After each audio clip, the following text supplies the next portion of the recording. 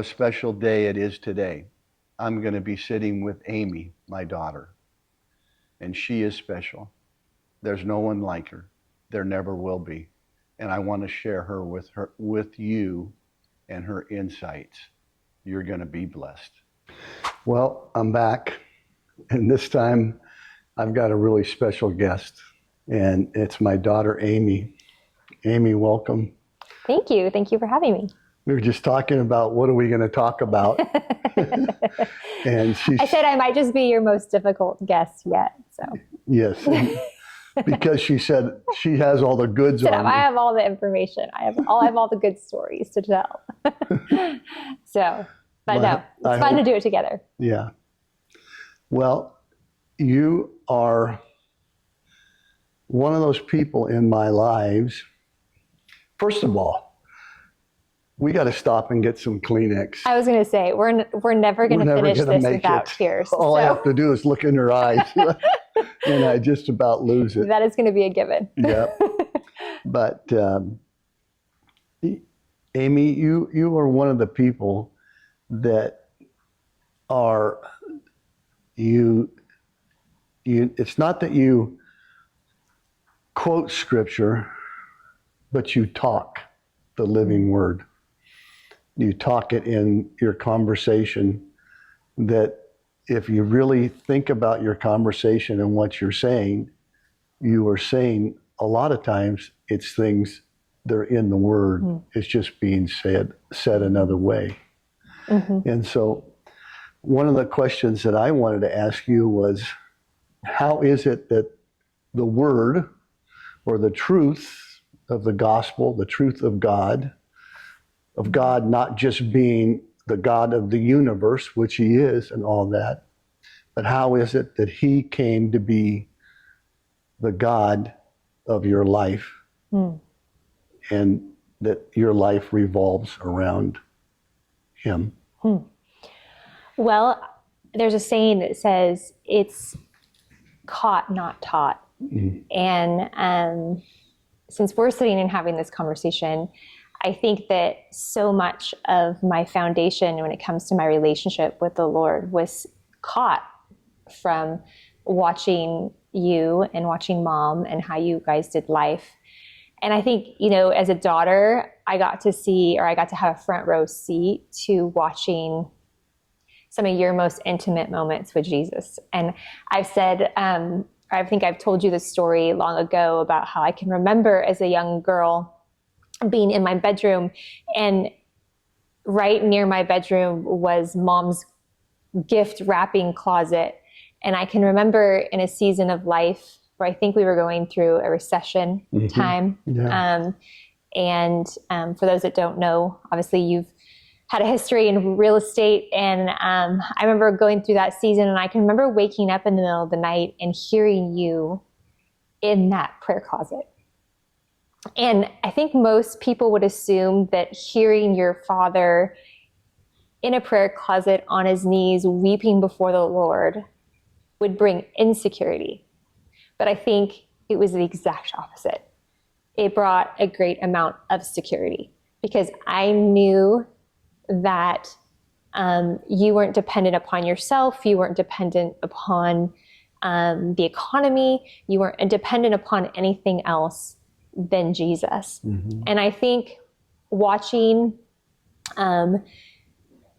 you and Mom live your life in that way allowed me to catch a vision for God being a big God, and God being a relational God. And I think, being in a household where it wasn't abnormal for us to talk around the table about the things of the Lord and scripture in a way that wasn't scholarly. It wasn't that we were well studied. It was just in our conversation. And I think so much of that was caught. And then I think as an adult, I really just began to experience my own relationship with him and my own intimate times with him that I often tell people I can't explain. I just know that I know that I know. I know that I know that he is real. and that he is big and that he is good. And so I think it just comes out of that relationship with him and spending time with him that I pray that I live the overflow of that, and that it does come out in the things that I say and the encounters I have with other people, or just in my day-to-day life as a mom and as a wife and all the things. That's awesome. I remember those days too. I remember those days. And people have the tendency to believe that you grow on the mountaintop, but I myself have found that when you're on the top, the air is rare. Things don't grow at altitude very well. From plants, trees, and so forth, they grow very, very slow. Where they grow is down in the valley. And it's down in those valleys of our lives that we do have to cry out. Yeah. We do have to give up, so to speak. We've all made mistakes. We're all doing the best we can. Sure. Hopefully. But it's in the valleys that you learn. And, you know, there's one thing about our family. I often think about, I hear people say, well, we have family devotions every, that kind of thing. I don't think our family ever did that structure of a devotion time or a set aside time where, okay, kids, huddle up. We're going to. It's structured. It was structured. It wasn't structured. It was, and that kind of lifestyle reminds me again of you, in that you're not a scripture quoter, you're a scripture liver, if that makes sense. You speak it without speaking it. It's just in a different, I tell Mom, I go, man, I was talking to Amy and she was talking about something, and I said, you know what it is? It's not the NIV. It's not the New American Standard. It's not the old King James. It's the Amy Massie version. It's the Amy version.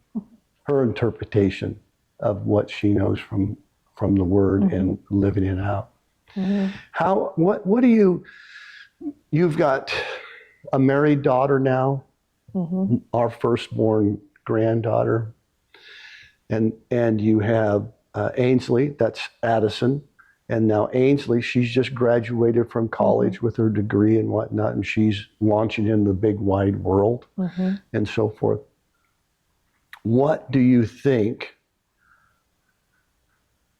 in comparison with your growing up and their growing up and church, so to speak, are there different experiences that they're not experiencing now, and they're not emphasis and so forth like that? Or what do you think? Is there something missing? I don't think there's anything missing in Addison and Ainsley, but you're watching that age group. You're learning from them and you're observing them. Is there anything that you think is the more that could be done? I'm actually excited about this generation. In watching my girls, I think God is going to do something in this next generation. I think it's going to come through this next generation. I think revival is actually going to be ushered in through this next generation. I am watching them. They have a real good discernment and a real good pulse on authenticity. And it's encouraging to see, because I think they have a real ability to look at the church today and to know whether it's about program or whether it's about presence. And I'm so encouraged to watch them as adults be able to navigate that well. And their desire is not to be entertained. They're over entertainment. They've been entertained to death between their phones and everything that's thrown at them these days. They're not looking to be entertained. They are looking for an authentic encounter with the presence of Jesus. And that excites me. that excites me, because to me, when this next generation encounters Jesus, just like you and I, when you encounter Jesus, that's when you know him to be real. And you can't be convinced otherwise. No. And so it's not a head knowledge, it's a heart encounter. And I think there's been a lot of years where, in all honesty, the church has, I think, felt the need to entertain, to keep them captivated. And I think there's a generation now that is saying, hey, we don't want to be entertained. We just want to be captivated by the presence of God. I would agree. I would agree with that. I think their ability to discern and look to the authentic versus the staged or something of that nature. I think that they probably don't want the way that in my early years and whatnot, how there was some authentic and some not. So there's confusion. You bring confusion into the mix, Dad's this way one day, Dad's this way the next, and so forth like that. And they go, well, if that's what it is, then I don't want it. I think it's the biggest gift that Jeremy and I have tried to give our girls, is the gift of consistency within our home, outside of our home, authentic living within our home, authentic living without our home. Because, your kids, like I said earlier, they have a front row seat to your life. Yes, they do. They see everything.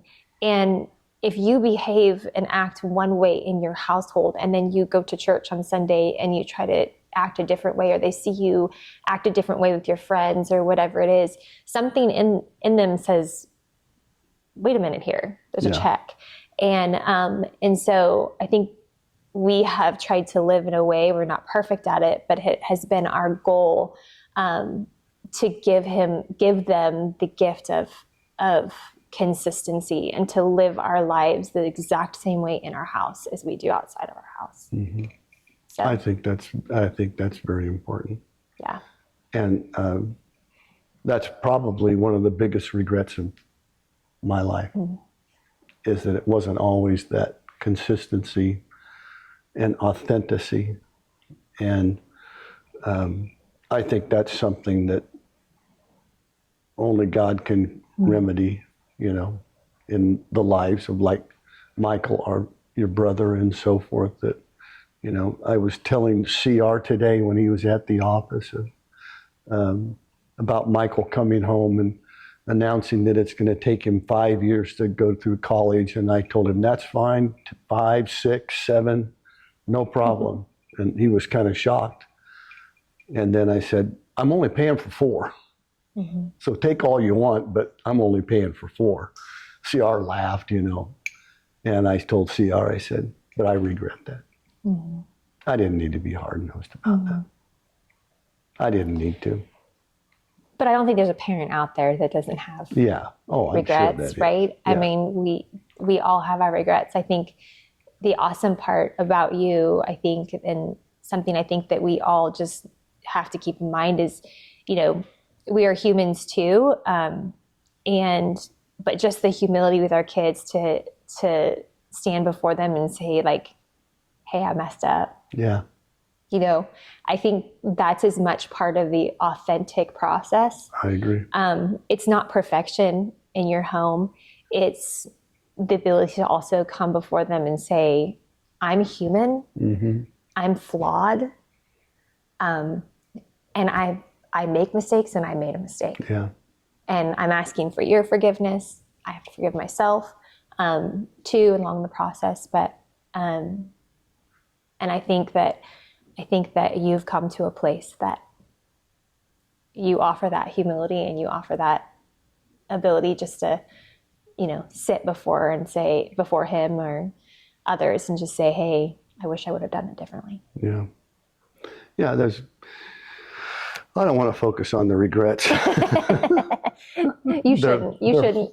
They're plentiful. And, you know, Mom says, Rick, they're much bigger in your eyes than they are in anybody else's. They are. And that's probably true. But what do you think about?